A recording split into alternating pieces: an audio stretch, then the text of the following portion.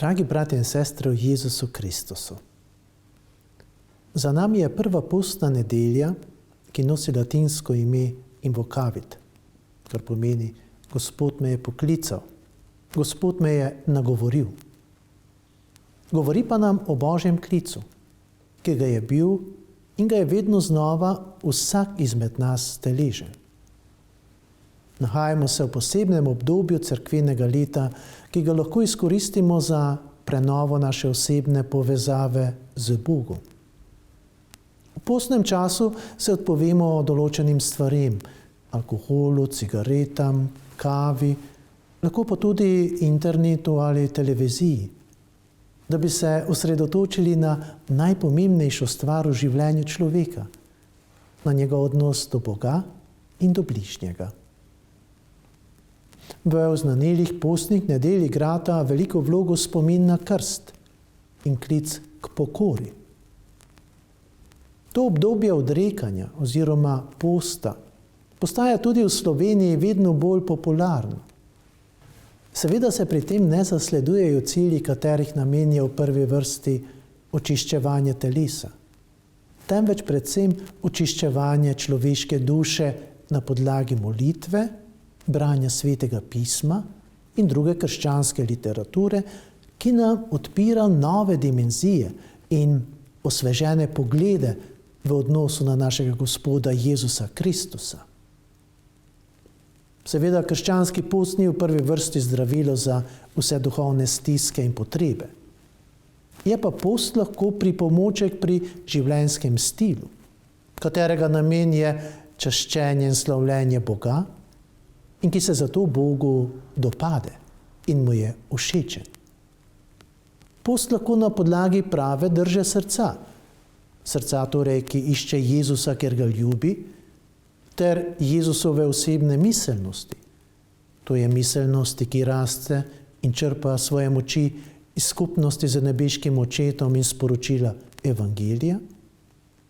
Takšen post torej v duhovnem življenju odpira vrata v Božje kraljestvo, razprostira nove horizonte ter postaja duhovno orožje, s katerim premagujemo nasprotnika Boga in lomimo njegove moči. Obdobje odrekanja vabam tega sveta ter poglabljanja v Kristusovo ljubezen nas tako lahko pripelje do 5 ciljev. Prvi cilj je, da se približamo Bogu. Drugi je, da spoznamo globlji pomen greha. Tretji je, da dobimo pomoč za našo posvetitev. Četrti, da se ukrepimo za naše služenje Bogu in sočloveku.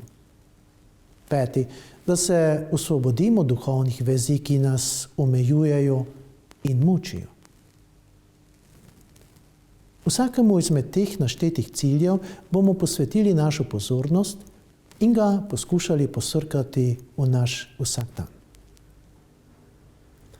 Prvi cilj, o katerem bomo razmišljali in ki je najpomembnejši, nosi naslov približati se Bogu. Nemalokrat se tudi v duhovnem razmišljanju in odnosu do Boga postavi vprašanje, kaj mi to prinese, oziroma kakšen dobiček, kakšno korist imam od tega. Kaj je torej rezultat Bogu všečnega življenja? Da Bog usliši vse moje molitve, da me uzdravi, mi podari dolgo in brezskrbno življenje, da mi stoji vedno na razpolago in uresničuje moje želje in molitve. Izkustva, da Bog usliši molitve in prošnje, so lepa in pomembna. Lahko pa postanejo sama sebi namen, če ni Bog cilj in jedro našega razmišljanja, življenja in delovanja. Božje ime naj se v naši sredini, v našem življenju poveličuje.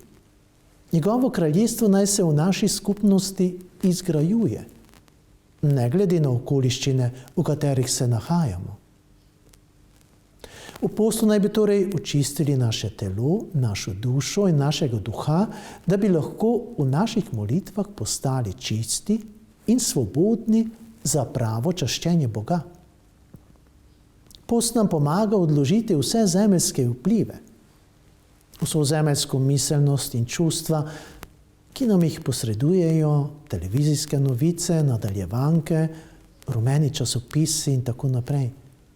Da bi se zares približali Bogu, da bi dali Bogu več prostora v naši notranjosti, da bi bili odprti za uresničevanje njegove volje v našem življenju, da bi se na ta način poveličalo njegovo ime v naši sredini.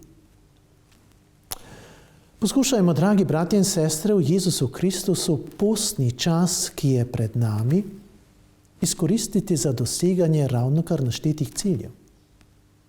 Tako bomo čas, ki je zdaj pred nami, izkoristili na pravi način in v Jezusovem smislu. Kajti vedno znova se nahajamo v življenjskih situacijah, ki so izziv za našo vero in zvestobo napram Bogu. Apostol Jakob je v svojem pismu zapisal: blagor človeku, ki stanovitno prenaša preizkušnjo. Kajti ko bo postal preizkušen, bo prejel vednost življenja, ki ga je Bog obljubil njim, kateri ga ljubijo. Nihče, ki je preizkušan, naj ne govori: Bog me skuša. Boga namreč zlo ne more skušati in sam ne skuša nikogar. Vsakogar skuša njegovo lastno poželenje, ki ga vleče in zavaja. Apostol s temi besedami opisuje trenutke v življenju kristjana, ki so neprijetni, naporni in polni preizkušenj. V takih situacijah ne malokrat iščemo krivdo pri drugih ali pa pri Bogu. On je kriv, da se nam je porušil ves življenjski cilj, da smo zboleli, da nismo uspešni in srečni. Kako naj se obnašamo v takih preizkušnjah in kako naj jih uspešno premagamo? Apostol Jakob opominja kristjane tistega časa, pa tudi nas, da Bog nikogar ne skuša oziroma nikomur noče škodovati. Ne malokrat pa Bog postavi našo vero na preizkušnjo. V takih trenutkih naj bi se izkazali kot zvesti služabniki. To pomeni, naša zvestoba do Boga je neodvisna od zunanjih dejavnikov, veselja ali žalosti, zdravja ali bolezni, pravičnosti ali krivice, miru ali nasilja. Pandemija koronavirusa postavlja našo vero in zaupanje v Boga na preizkušnjo. Hkrati pa nam daje možnost, da ostanemo stanovitni in zvesti Kristusu. V bolezni, v stiskah, v vsaki potrebi se lahko obrnemo k Bogu kot našemu očetu. Prosimo ga lahko novih moči za ozdravitev, za rešitev iz nevarnosti, za potrpljenje pri prenašanju stisk. V veri in v zaupanju v Jezusa Kristusa imamo izhod iz take situacije. Zaradi tega se v času stisk in preizkušenj hočemo držati Jezusa, se ukrepiti s njegovo ljubeznijo in osvežiti naše zaupanje v moči Svetega Duha. Nobeden izmed nas ne bo šel taki ali podobni situaciji v svojem življenju. Da bi jo lahko uspešno prestali, pa izkoristimo postni čas, ki je pred nami, in ga uporabimo za to, da se popolnoma približamo Bogu. Iz bližine Boga bomo črpali moč, vero, veselje, upanje za vse situacije našega življenja. Sledimo vzgledu Jezusa in tudi mi iščemo trenutke in priložnosti, da se popolnoma približamo Bogu. Še posebej pa zdaj v postnem času. Želim nam duhovno bogat in s Kristusovo ljubeznijo osvežen postni čas. Sprašujem se, kdo si, ti, ki mi govoriš, ki rešiš mojo dušo iz laži. Praviš, da si oče vseh ljudi in da sestre, brati smo mi vsi.